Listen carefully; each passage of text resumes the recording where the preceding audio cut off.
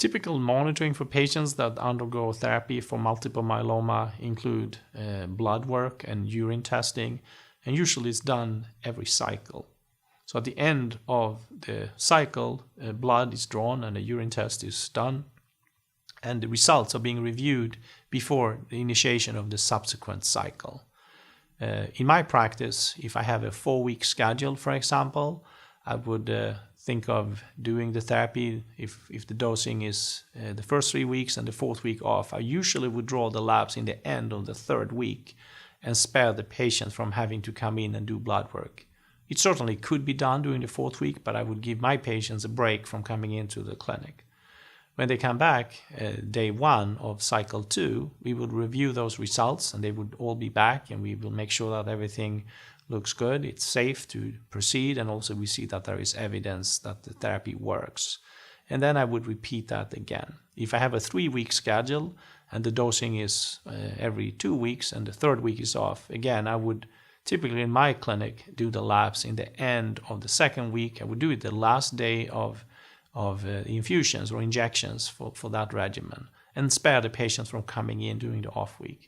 It could certainly be done that off week, and probably the results are slightly better because you have another week to wait for the efficacy of the drug, but I do that to save the patients from coming in from additional visits.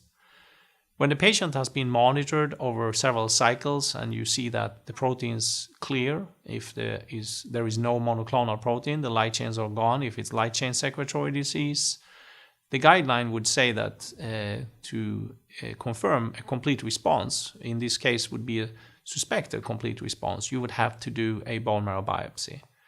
In my practice, I would typically give patients 6 cycles of combination therapy if they are candidates for transplantation.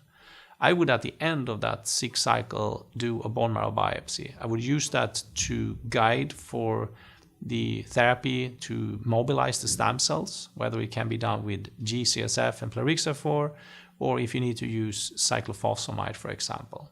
So I start off with the bone marrow blood test, and I check the blood and the urine every cycle. In the end, after 6 cycles, I do that biopsy. Because I have the biopsy done to determine the protocol for mobilization of stem cells, I now have access to the bone marrow, and I would always use that for MRD testing in patients who are in a complete response. At our institution at Sloan Kettering, since 2.5 years, we have set up a flow cytometry-based single-tube 10-color assay with a sensitivity of 1 cell in 100,000 for MRD. And we use that as our standard of care and have done for 2.5 years. We also, since about half year back, in parallel with the flow cytometry assay, have a VDJ sequencing-based assay.